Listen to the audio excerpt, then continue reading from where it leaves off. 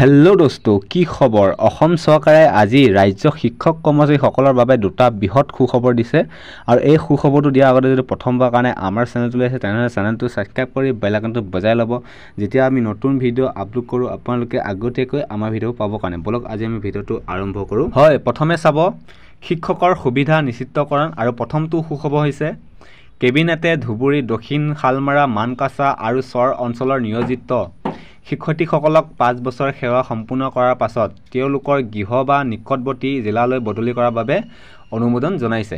তাৰপিছত আপোনালোকৰ ছেকেণ্ডটো সুখবৰ হৈছে আপোনালোকৰ কেবিনেটে লগতে সমগ্ৰ শিক্ষা অভিযান অধীনত পূৰ্ব 5 বছৰ বিপৰীতে 3 বছৰ সেৱা সম্পূৰ্ণ কৰা শিক্ষকসকলক চৰকাৰী শিক্ষক হিচাপে নিয়মীকৰণ বাবে অনুমোদন জনাইছে। তো এইটো ইনফৰ্মেশ্যন দিব লাগে। যদি ভাল লাগে এটা লাইক কৰি সকলোকে ভিডিঅ'টো শ্বেয়াৰ কৰি দিব।